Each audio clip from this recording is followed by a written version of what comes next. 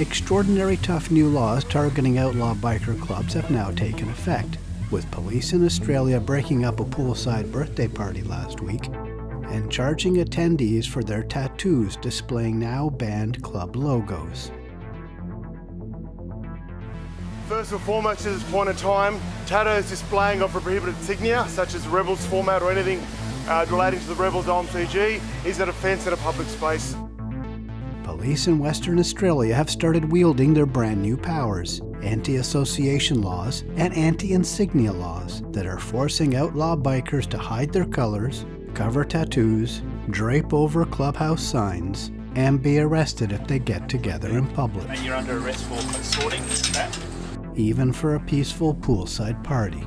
The Mob reporter here with a taste of the new biker life in Australia's largest state, after police began enforcing new rules as an unwanted Christmas gift for bikers who they've made public enemy number one.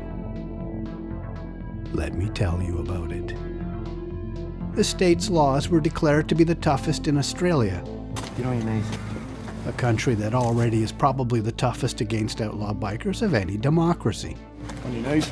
It gives police tremendous power to stop bikies, as outlaw motorcycle club members are called in Australia, from gathering in public places and from wearing or displaying their patches or insignia in public.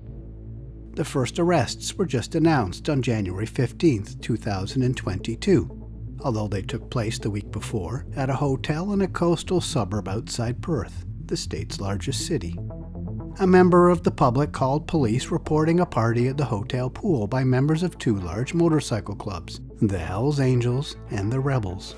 Fortunately, guys, you've heard of the new legislation that's come in? No, we haven't. Oh, well, I'm sure you have been, okay. So as of Christmas Eve, a new legislation came in from the Criminal Law, Unlawful Consorting and Prohibited Insignia Act. The caller, according to police, said tattoos from both clubs were visible, prompting a rather low-key raid by officers with Western Australia Police's Gang Crime Squad. Officers found several club members and their partners drinking, eating, swimming, and enjoying a celebration of the birthday for one of the rebels.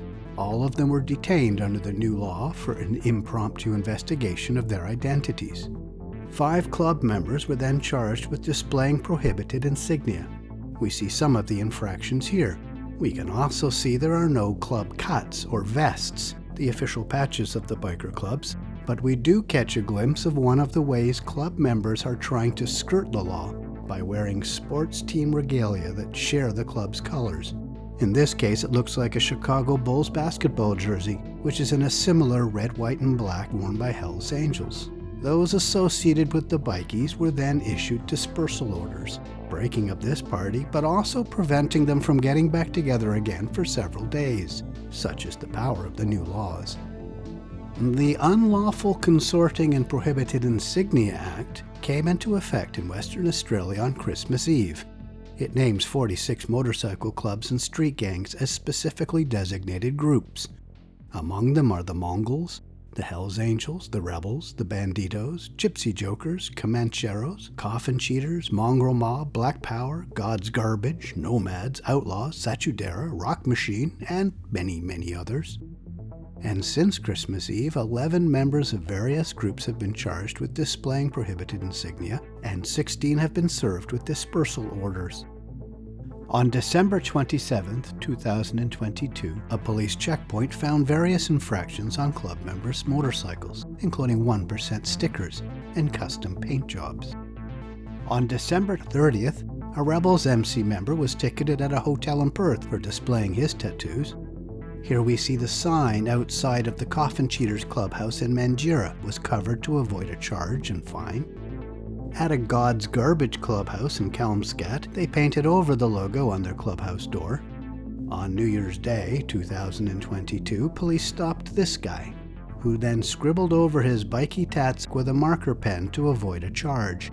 He told officers he was soon having them removed by laser treatment. On January 6th, a member of the Mongrel Mob had his colors seized. The Mongrel Mob was imported from neighboring New Zealand, and I explore that interesting organization in another video that I'll link to below. And finally, a member of the Comancheros MC had a ring with the club's insignia on it seized, police said. Scofflaw bikies can be jailed for 5 years for repeat offences. Police!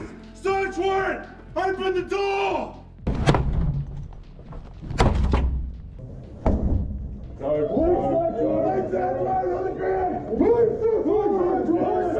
Australia has been one of the toughest democratic countries in cracking down on outlaw bikers, and still they seem to flourish.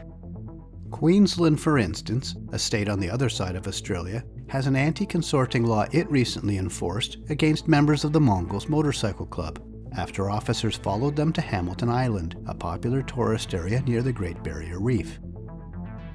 Here we see inside scenes from that intervention from October 2021. 3 Mongols members were charged with habitually consorting with a recognized offender.